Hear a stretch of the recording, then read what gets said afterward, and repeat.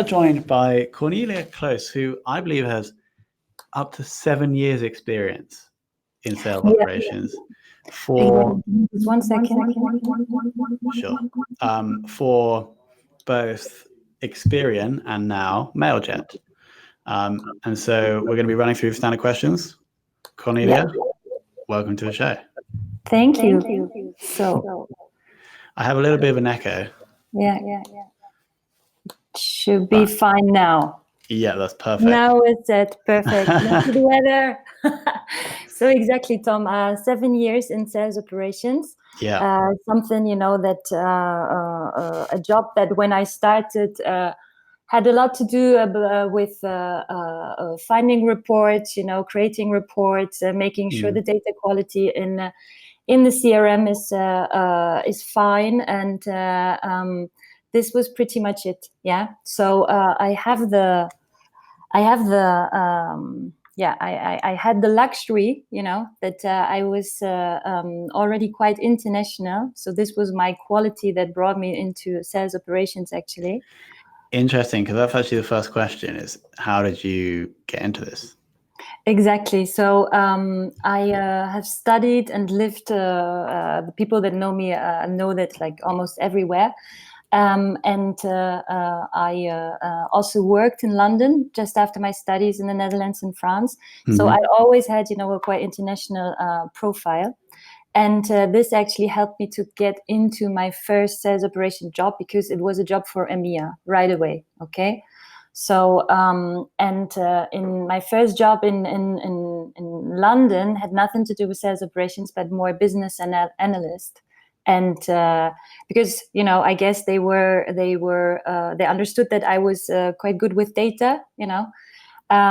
They said, okay, the rest we can handle, and we will learn it to Cornelia. And so I got into sales operation job, and just after 1 year, I think it had a lot to do with something I didn't know at the time. Okay, but I had quite the soft skills for this job. Okay, and so I was quite successful, and I went up the ladder and became a more let's say strategic sales operation. Okay, for Experian, and this gave me a lot of insight. We had a big team also because it was an international company, and that was great. And then this is now my third experience as a sales operation. And as you probably have heard, from many sales operation people, it's always a different job, right? So it really depends on the maturity of the company, but also, what has already been set up before you come, or what is the purpose, for your arrival. And so now I'm more in a let's say scale up position. Exactly. Cool. And what if the current tech stack? We are not using Salesforce. Okay. I guess we're one of let's say the rare people that are not using Salesforce. And the funny thing is actually that we used to have Salesforce. Mm-hmm. This was before my time. Mm-hmm. Not that I changed it. Okay.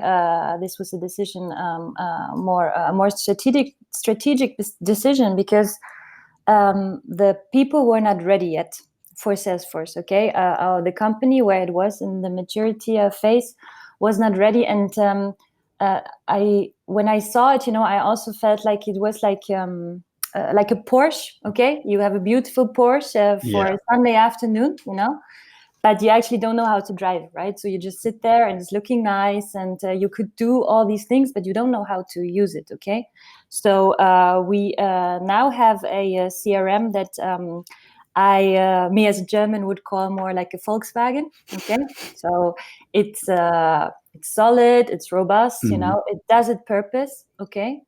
We have an integrator, so that's really cool, because we are. I'm constantly talking to them, updating things, and our sales process until now was quite dynamic. Okay, so this was really cool. You're managing the CRM, right? No, I haven't. It's called it's Sugar. No, but Sugar. you're personally managing Oh yes, CRM exactly. So I'm the CRM administrator. Exactly, and I'm really happy because it's not only the sales team actually that is on the CRM, because we have also brought in the last 2 years our whole account management, so CSM, customer success management team on it. And also our marketing team, which for some, might seem very obvious, but they weren't there at the beginning. Okay, it was really a, let's say, forecast pipeline management tool. Okay, and now we see it more as a point of truth. Okay, for many different departments. Exactly. So now we have the latest victory is the product team. Okay. And we also have now some administrative people in the for the as a license. They have a license to find to what I said. The point of truth is there. Exactly. And apart from this, we are using a Sales Navigator. We have a very big focus on outbound. And funny enough, we actually, all my sales team already had a Sales Navigator licenses, okay? But I wasn't really aware of, okay? So not all, but let's say 80%, okay? And it was actually LinkedIn who called me last year telling me this, did you know that your team, I know from some, and also they told me, and did you know that they're actually really good, and I'm like, no, you tell me. Okay, great. Really good success story, because we then were able, with LinkedIn actually to be like in a pilot phase and to manage all the licenses, okay, and to be able then to see how the sales are using the tool, okay, how active they are on LinkedIn, and where we can help to maybe have better researches for people, have better post content, how to interact with the people. So this is really great. Yeah, and apart from this, we are always testing some tools, but we haven't really found yet the best automation tool for emails, for example, or others. So it's really basic, like the Italian cuisine. Okay, 3 ingredients. It's the CRM, a Sales Navigator, and let's say Excel. Okay. Or a Google Sheets, okay, to really put all the information together. Yeah, so it's like the pasta, cheese, and egg in a carbonara, but when combined together, they're really, really good. I think we found the quote already for your podcast, Cornelia. Awesome. Okay, cool. So moving or staying with the CRM, how I assume you're probably responsible for data quality, being the CRM owner. What are your current sort of best practices for ensuring that you do have good data in the system? Yeah, so sometimes I scream at them in German, it scares them.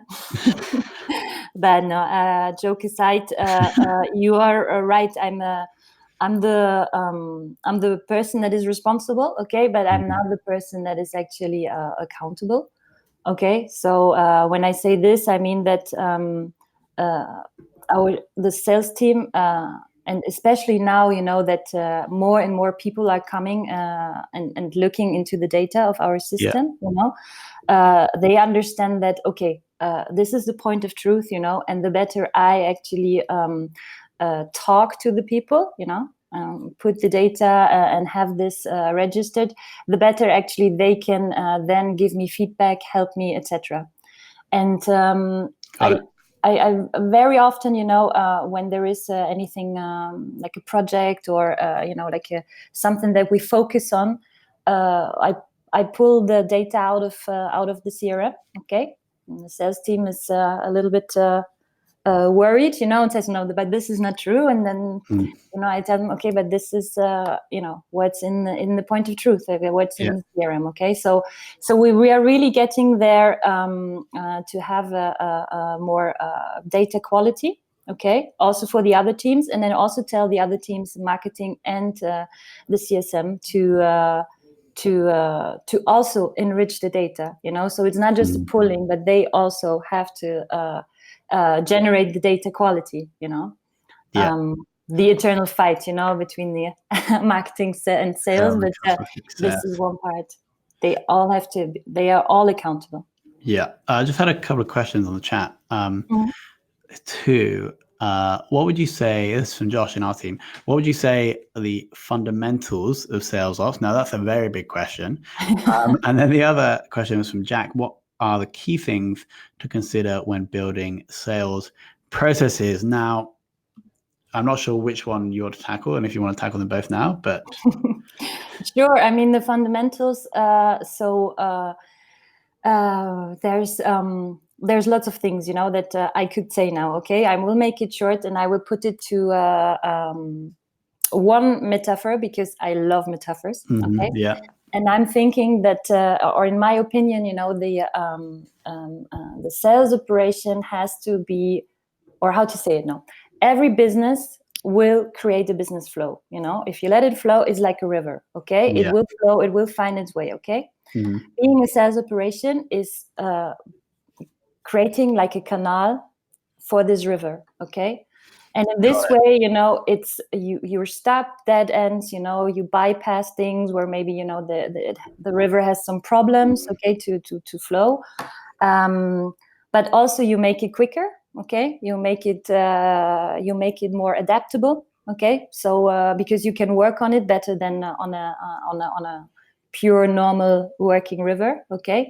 It's more organized, okay? So this is like one big thing of, and this is also for the sales process. Okay, so for the second question, nice. Yeah, so one metaphor, two questions. Yeah, German efficiency. And in terms of the fundamentals, I think there are three things. When I started, I realized, and this is not to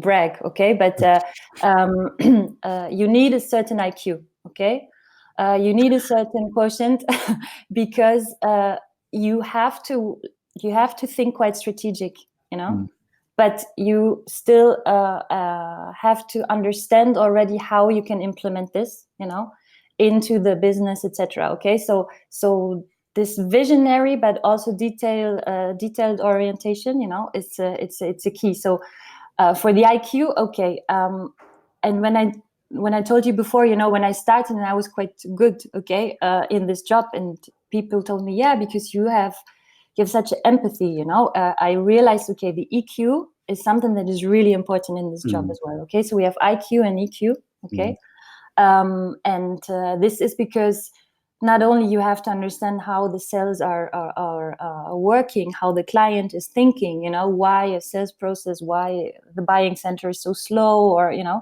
have to put yourself in this position, but you also are constantly working like an ambassador, okay, to the other departments, to make them understand why the sales are doing what they're doing, why they need what they need, and vice versa, right? So you have to have let's say a certain rank of EQ, okay? And in the last years, and I think that's why also sales operation gets so important those last years, it's what I don't know, but I think it's quite new. It's called the TQ, the technical quotient. Yeah, you have to. The second question, right? You asked me was, okay, what are the tools you're using? And of course, I am the owner of those tools, right? I have to understand what's out there. How can we implement this in the sales process? What is working? What is not working? And the data is everywhere, right? The tools are there's even more. Okay, so it's really this all these three quotients, that I think are important for this job. Nice. Without getting sidetracked, we've touched on this already with your emotional intelligence, but how do you actually get the sales team to buy into, say, a new tool or a new initiative or process that you have implemented? How do you get them to want to do the thing that they might not have been doing before? Yeah, so I'm very, I come from a very compromising culture, right? So the thing is that I like to have their buy-in. Okay, so I'm using, and it's a French author. I don't know if you know him, but he wrote the Petit Prince, Exupéry, Saint-Exupéry. Unfortunately, Don't I'm worry, so don't worry, uncultured because he did a lot of nice books, but so I can't exactly give you the saying, but basically what it says, when you want that the people build a boat, okay, don't tell them where to find wood and give them tasks, but tell them about the beauty of the sea, okay? And so with this, to have this vision also in sales ops, right? Why do we need this tool? Why do we want to have this report?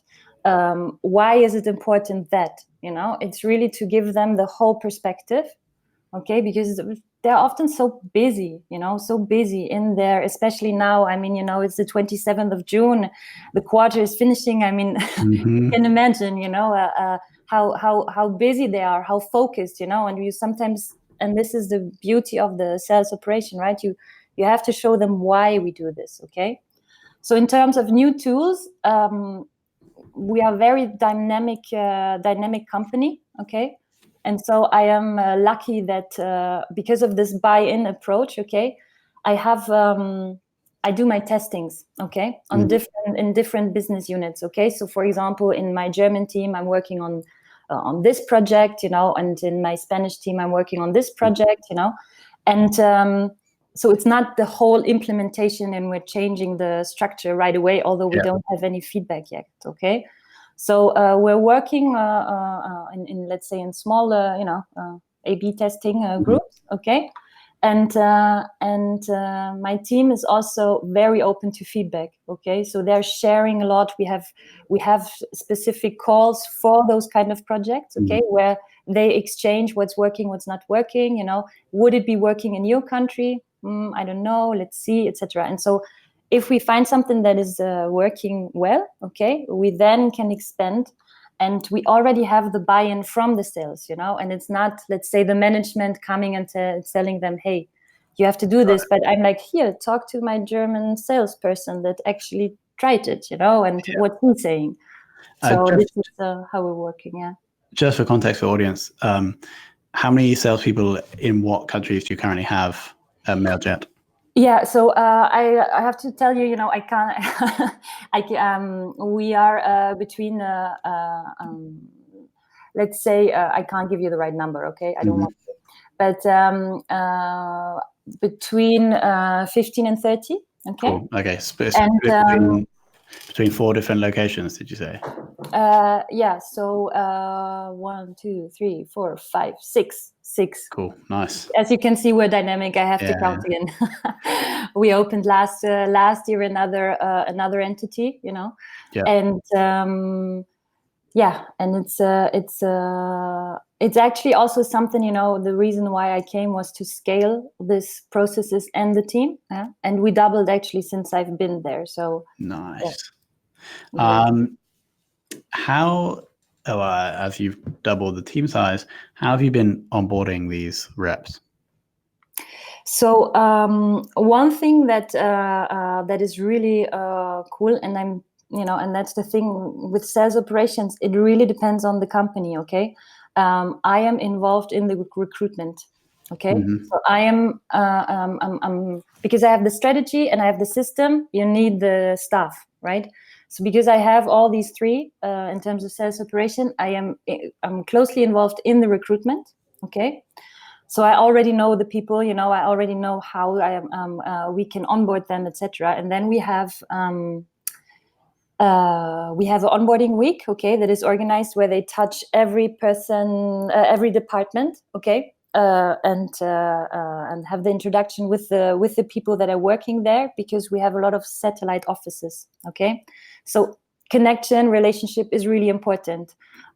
Because there's a lot, digital communication going on afterwards. Okay, so we do this and we bring them to the headquarters, and they get, if possible, a buddy. Okay, in the sales team. to help them because I am the operations person, right? So there's other things that they don't tell me. I don't want to know. Yeah. I don't know, but it's just the daily life, right? I follow them the first 2 months. Even if it's just 15 minutes call, but it's a daily call, and then it turns into a bi-weekly call, so because there could be questions, that they come up later, etc. And one thing that actually is really cool and that also, let's say, helps us a lot to motivate the people is that we have an annual award of the fastest signature after arrival. Okay. So this is really for our rookies, because we want to have them up to speed ASAP also, right? But we calculate, since they are there, and when they do their first signature, And it's what was the fastest? Like, what time? The record is on 22 days. That's pretty sweet. Mm-hmm. Yeah. Okay, awesome. And then once these people are onboarded, how do you then make these reps more productive? Yeah. So more productive is, it's kind of how we implement the processes, right? It's a very let's say local testing, and then implementing it because we have the luck that we're a dynamic company, right? And with this, of course, it also means results have to come quick, right? But we can adapt, and I think the people, that the salespeople also in terms of a mindset, that we are searching, are also aware of this, okay, and are open to this. So I have this luxury, but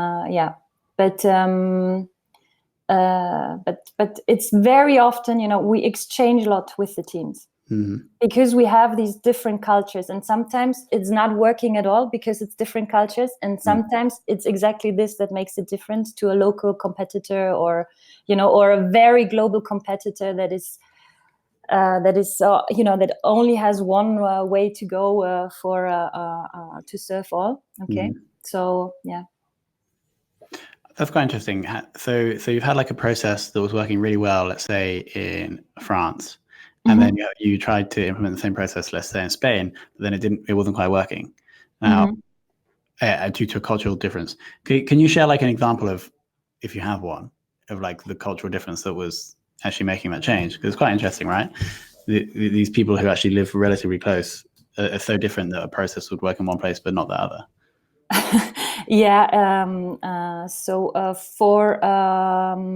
For France and Spain, I don't have an exact example now. Okay, but we tested, for example,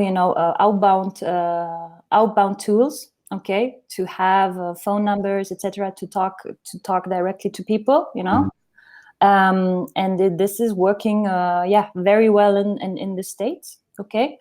But we have other countries where it's not working at all. Okay, and so we have to find another way.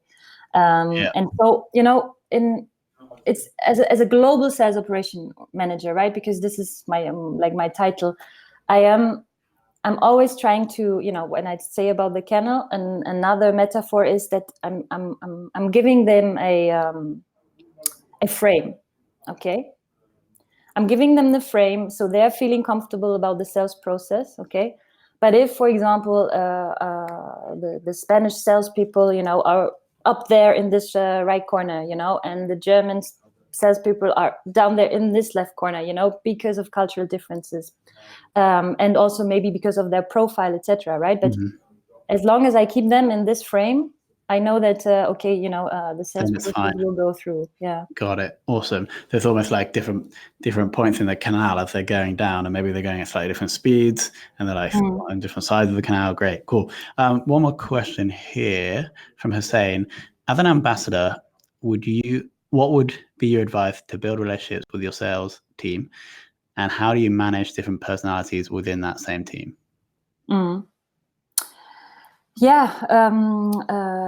Good question. So I think one thing is that you have to be present.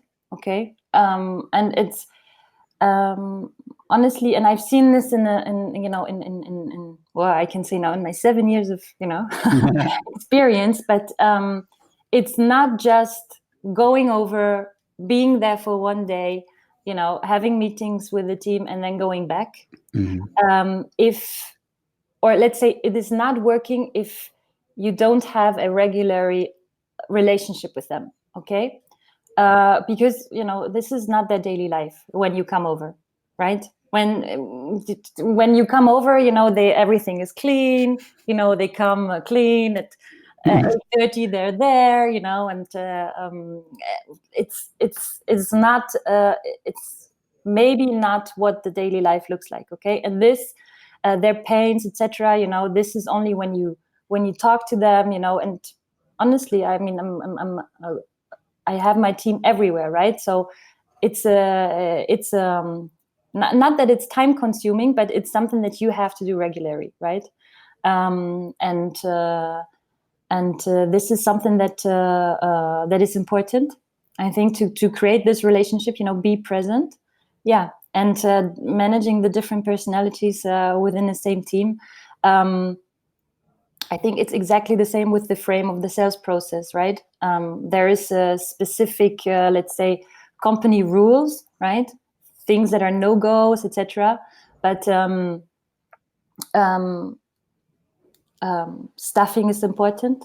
Okay. Sure. I think you have also seen in let's say the last year or so, more and more people that explain how the CV doesn't matter anymore, and please don't tell me what all the things you've done, tell me where you want to go, tell me your vision, tell me what gets you up in the morning and why, and tell me your fears when selling, for example, or etc. So it's more about the mindset than about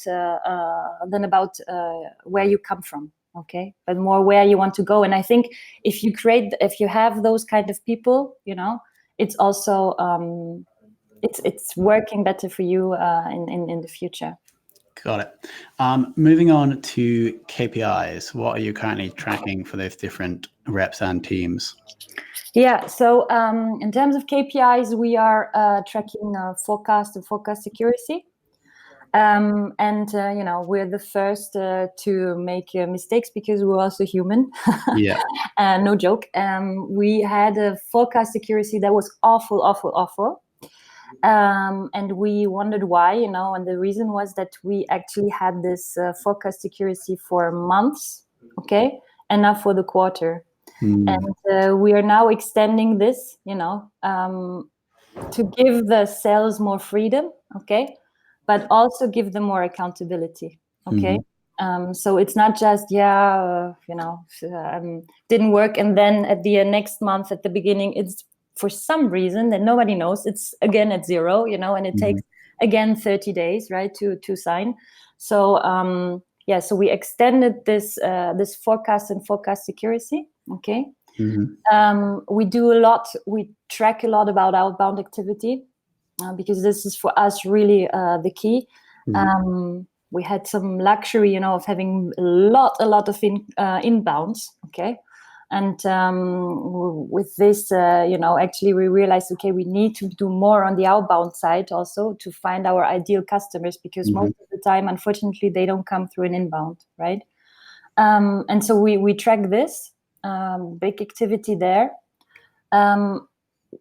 We're not really tracking pipeline conversion, okay.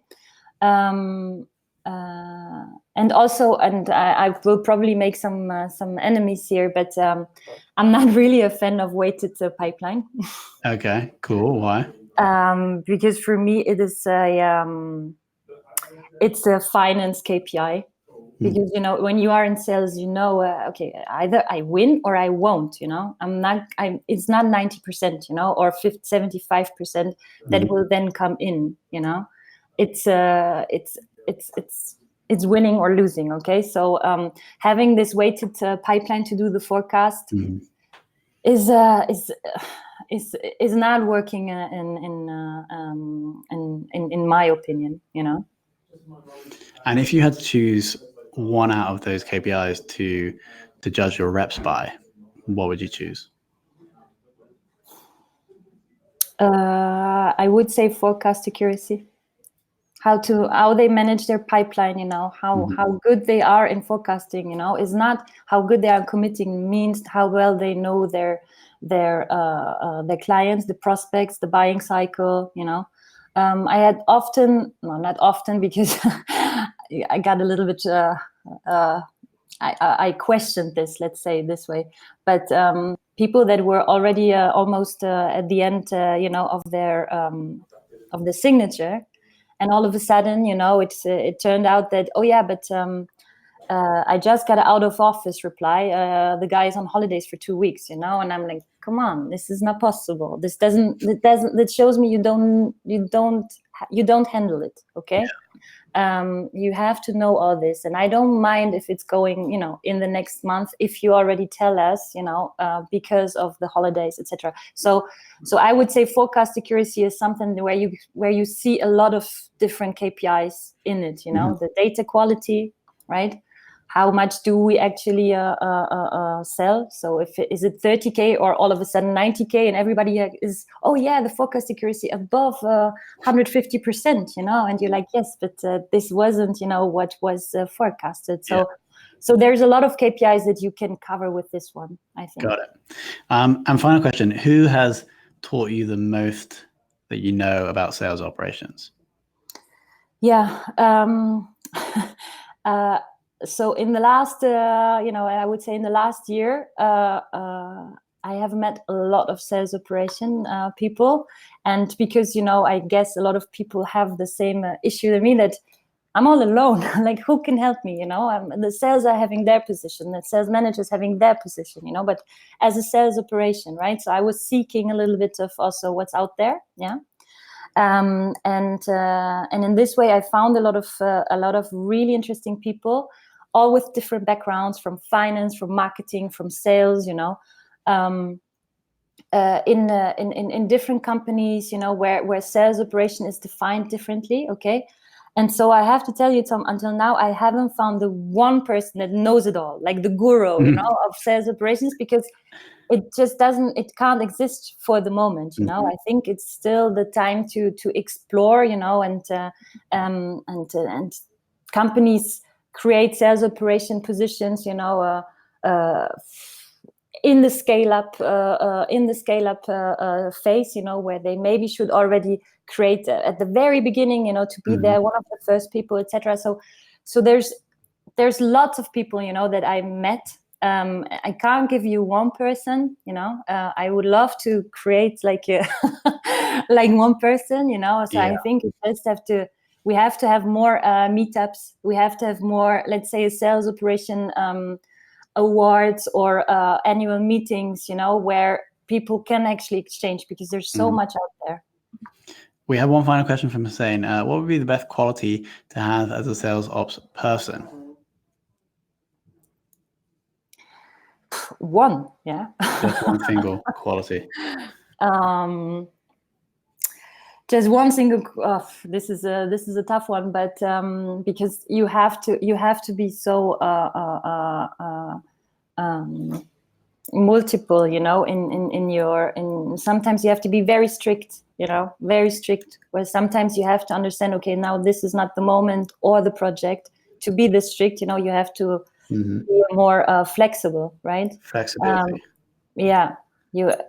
But I wouldn't, maybe it's flexibility, because as well, it covers a lot, to be to have, sometimes being patient, very patient, and sometimes being pushy, right? So flexibility would probably cover it all. Yeah. Awesome. Okay, well, now let me pick out a few things.